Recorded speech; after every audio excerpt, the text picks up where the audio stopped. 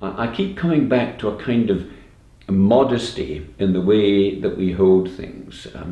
And I very often instance my local newspaper because for years there's been a running conversation in my local newspaper about the truth of religion or its falsity. And there are about 3 or 4 players in this running conversation, and I've got so addicted to them that if one of them is not in the paper, I have a kind of sad moment over my morning coffee, because I want to know what absurdity he's claiming to be the truth today.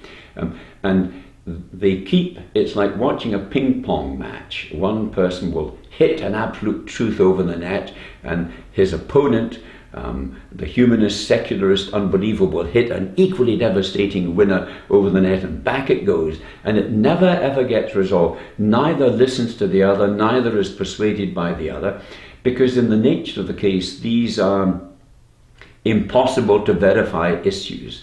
And what it teaches me, therefore, is partly to enjoy the spectacle, because we began this little series of broadcasts asking about the big question: does life have any meaning?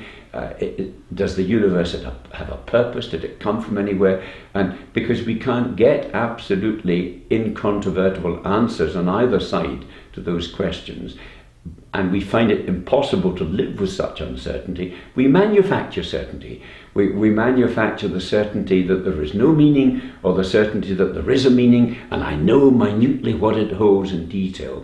I think the thing that I've learned in a long life is that there is no certainty in any of this, and that certainty can be a cruel thing to have, because we're so afraid deep down inside of living with uncertainty. We manufacture certainties for our own protection, because we need the kind of warm cloak of certainty wrapped around us. Now, okay, that's fine if you can persuade yourself that you know absolutely what the meaning of life is about, where it came from, where it's going. That's good for you. The thing to avoid, however, and the thing that accompanies certainty like a shadow, is cruelty. Because one of the things that characterizes religious history, and I've been alluding to that throughout this little series of mini broadcasts, is the way we associate God and absolute meaning with purely human opinions about other people. History's full of the rhetoric of superior groups trying to hold to a kind of certain superiority about themselves at the expense of other people, and it's invariably shown to be false and untrue and cruel. And so I think that we should put to ourselves in our wrestlings with religion the cruelty test. Has this made me cruel? So I end up with a kind of radical provisionality about all of these things, seeing uncertainty as beautiful, as giving us a certain lightness of being, a certain gentleness towards the other.